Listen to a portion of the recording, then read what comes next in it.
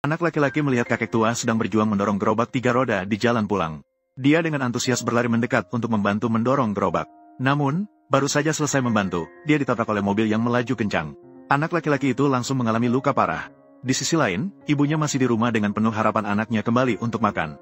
Saat dia semakin cemas menunggu, tiba-tiba dia menerima telepon dari guru sekolah. Dia mendengar bahwa putranya sedang dalam perawatan darurat di rumah sakit. Seketika dia merasa langit runtuh. Dia segera berlari ke rumah sakit tanpa menoleh kembali untuk melihat putranya. Namun, baru saja dia tiba di rumah sakit, dia diberitahu bahwa putranya telah meninggal dunia. Wanita itu langsung mengalami kehancuran emosional. Bagaimana mungkin anak yang lincah dan energi di pagi hari tiba-tiba hilang? Dia bersikeras ingin masuk ke ruang operasi untuk melihat putranya untuk terakhir kalinya. Namun, dokter segera mengulurkan tangan untuk menghentikannya di luar pintu.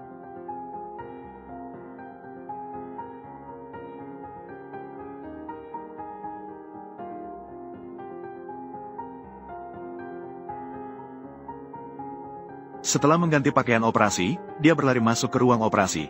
Dia melihat putranya terbaring tak bergerak di sana. Seluruh dirinya seketika hancur total.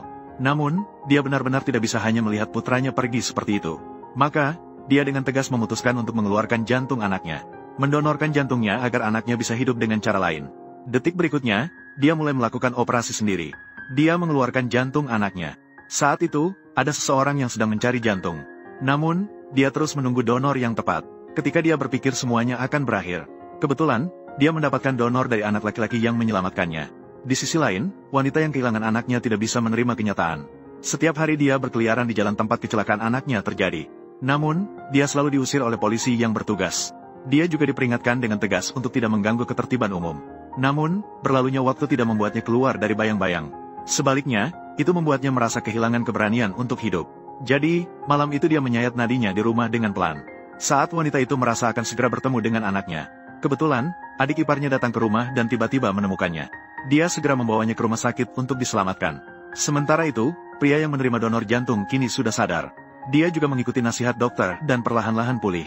Dan identitas asli pria ini sebenarnya adalah CEO yang arogan dari grup Fang. Namun, hubungan dia dengan ibunya selalu buruk. Ternyata, saat kecil ibunya sudah merasa tidak suka padanya karena dia lahir dengan penyakit jantung.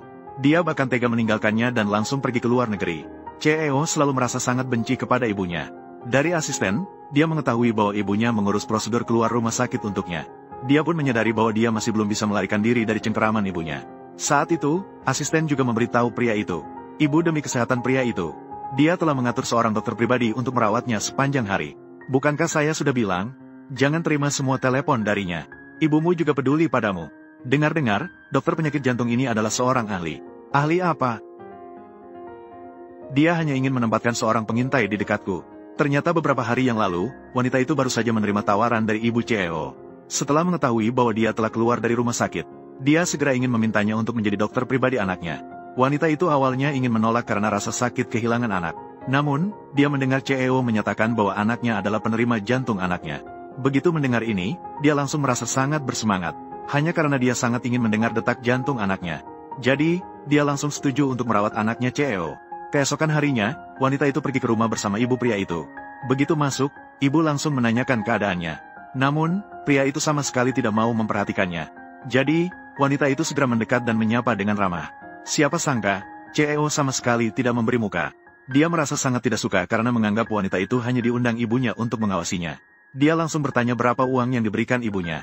Dia bersedia membayar 2 kali lipat asal wanita itu mau pergi. Namun, wanita itu hanya tersenyum dan berkata, "Nona Li, berapa uang yang diberikan Tang Suking padamu?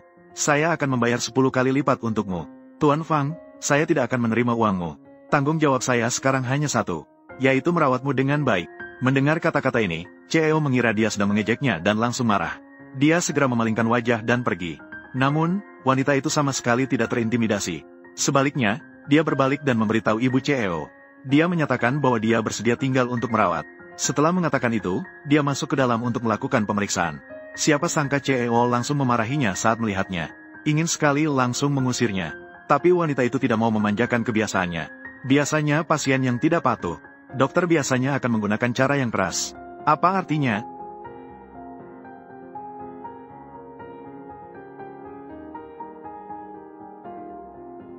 Saya perintahkan kamu untuk segera melepaskan saya.